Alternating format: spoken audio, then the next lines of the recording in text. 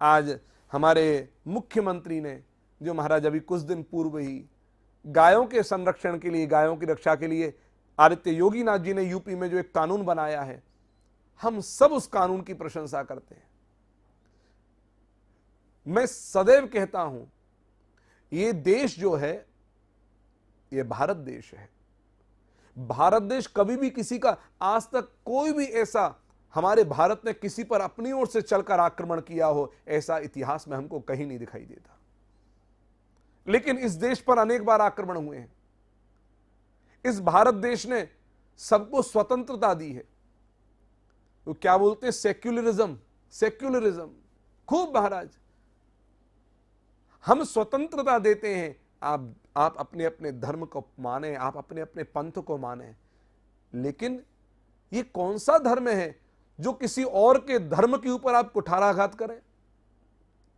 आज इतने लंबे समय से गायों का वध होता हुआ आ रहा था, ये हमारे भारत देश के ऊपर, धर्म के ऊपर कुठाराघात हो रहा था। यदि जब जब ऐसा होगा तब तब हमारे धर्म पर कुठाराघात होगा। बोले क्यों होगा? बोले हमारे भारतीय सनातन धर्म में गाय को हम लोग माता के रूप में पूजते हैं। गावो विश्वस्य मातरः। हमारी गाय पर कुठाराघात, हमारी गाय को मारने का काम अभी अभी हमने देखा, आपको मैंने बताया भी फेसबुक के माध्यम से, एक गर्भिणी हथनी के लिए महाराज अनन्नास, उस पर पटाखा बॉम्ब क्या रख दिया, गर्भिणी हथनी को दिया, उसने खाया, मुंह में फट गया महाराज बॉम्ब। वो गर्भिणी हथनी देखो, उसने भी सोचा, बच्चा गर्भ में उसके, नदी में जाकर के खड़ी हो गई, किसी इंसान को मारा नहीं उसने। ये मां है, मर गई, बच्चा मर गया। ये इंसान है, ये मानव है।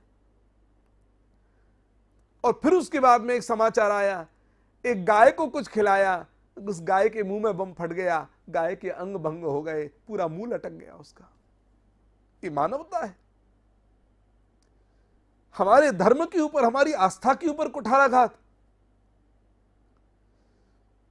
हम किसी के पंथ पर कोई टीका टिप्पणी नहीं करते, हम किसी के पंथ पर कोई कुठाराघात नहीं करते, लेकिन कब तक हमारी आस्था के ऊपर बार बार प्रहार होता रहेगा? कैसे स्वीकार करेंगे हम इसको? इसलिए परम पूज्य श्री कृपात्री जी महाराज, श्री प्रभुदत्त ब्रह्मचारी जी महाराज, श्री वामदेव जी महाराज, उन सब का संकल्प, उन सब संतों का संकल्प, हम सब भारतीयों का संकल्प, हम सब आस्थावानों का संकल्प, हम सब सनातन धर्मियों का संकल्प, हम सब हिंदुओं का संकल्प आज एक संत ने पूरा किया।